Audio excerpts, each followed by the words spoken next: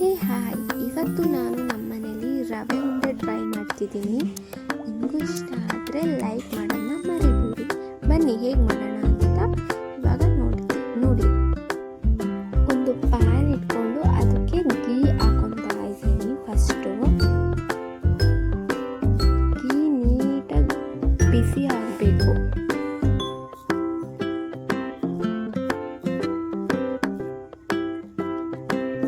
ಬಿಸಿ ಆದಮೇಲೆ ಅದೇ ಪ್ಯಾನ್ಗೆ ಗೋಡಂಬಿ ದ್ರಾಕ್ಷಿನ ಆ್ಯಡ್ ಮಾಡ್ಕೊತಾ ಇದ್ದೀನಿ.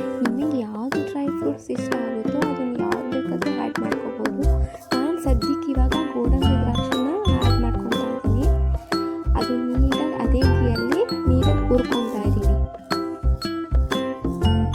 ಸಿಗೋಗ್ಬಾರ್ದು, ನೀಟಾಗಿ ಸಿಗೋದ್ರೆ ಫುಲ್ ಬ್ಲ್ಯಾಕ್ ಚೆನ್ನಾಗಿರಲ್ಲ. ನೀಟಾಗಿ ಹುರ್ಕೊಳ್ಬೇಕು.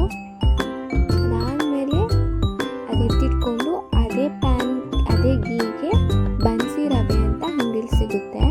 ನೀಟಾಗಿ ಹುರ್ಕೊಬೇಕು. ಹುಂಡುಂಡೆ ಗಂಟಾದರೆ ಚೆನ್ನಾಗಿರಲ್ಲ. ನೀಟಾಗಿ ಹುರ್ಕೊಬೇಕು. ಇದು ನನಗೆ ನಮ್ಮ ಅಜ್ಜಿ ಹೇಳ್ಕೊಟ್ಟಿದ್ದು ರವೆ ಉಂಡೆ ಹೇಗೆ ಮಾಡೋದಂತ. ಹಳ್ಳಿ ಕಡೆ ಹೇಗೆ ಮಾಡ್ತಾರಲ್ಲ ಹಾಗೆ ನಾವು ಮಾಡೋದು. ರವೆ ನೀಟಾಗಿ ಹುರ್ಕೊಂಡಾದ್ಮೇಲೆ ಅದು ಎತ್ತಿಟ್ಕೊಂಡಾದ್ಮೇಲೆ ನೆಕ್ಸ್ಟು ಕೊಬ್ಬರಿ ಬರುತ್ತಲ್ಲ, ಕೊಬ್ಬರಿನ ನೀಟಾಗಿ ಹುರ್ಕೊಬೇಕು.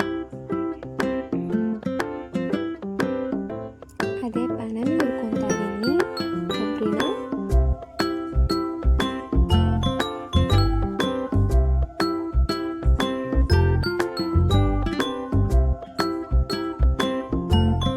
ಕೊಬ್ಬರಿ ನೀಟಾಗಿ ಹುರ್ಕೊಂಡಾದ್ಮೇಲೆ ಅದನ್ನು ತೆಗೆದಿಟ್ಕೊಂಡು ನೆಕ್ಸ್ಟು ಅದೇ ತಟ್ಟೆಗೆ ನಾವು ಆವಾಗಲೇ ಏನೇನು ಇದು ಮಾಡ್ಕೊಂಡಿದ್ವಿ ಎಲ್ಲ ಹುರ್ಕೊಂಡಿದ್ವಿ ಅದನ್ನೆಲ್ಲ ಮಿಕ್ಸ್ ಮಾಡ್ಕೊಂಡು ಅದಕ್ಕೆ ಶುಗರ್ನ ಮಿಕ್ಸ್ ಮಾಡ್ತಿದ್ದೀನಿ. ಶುಗರ್ ಮಿಕ್ಸ್ ಮಾಡಿಕೊಂಡು ರವೆ, ಕೊಬ್ಬರಿ, ಶುಗರ್ ಆ್ಯಂಡ್ ಕಾಯಿಸಿಟ್ಕೊಂಡಿರೋ ಮಿಲ್ಕ್ನ ಆ್ಯಡ್ ಮಾಡ್ತಿದ್ದೀನಿ. ಆ್ಯಡ್ ಮಾಡಿ ಬಿಸಿಯಲ್ಲೇ ನೀಟಾಗಿ ಗಂಟು ಕಟ್ಕೊಳ್ದಲ್ಲೇ ನೀಟಾಗಿ ಆ ಬಿಸಿಯಲ್ಲೇ ನೀಟಾಗಿ ಮಿಕ್ಸ್ ಮಾಡ್ಕೊಬೇಕು. ಹಾರೋಗ್ಬಿಟ್ರೆ ಚೆನ್ನಾಗಿರಲ್ಲ ಮತ್ತು ಉಂಡೆನೂ ಆಗಲ್ಲ. ನಿಮಗೆ ಗಟ್ಟಿ ಆದರೆ ಬೇಕಿದ್ರೆ ಮತ್ತೆ ಮಿಲ್ಕ್ನ ಆ್ಯಡ್ ಮಾಡಿಕೊಂಡು ಮಿಕ್ಸ್ ಮಾಡ್ಕೊಳ್ಳಿ. ಮಿಕ್ಸ್ ಮಾಡಿಕೊಂಡು ಆ ಬಿಸಿಯಲ್ಲೇ ಬೇಗ ಉಂಡೆ ಕಟ್ಕೊಬೇಕು.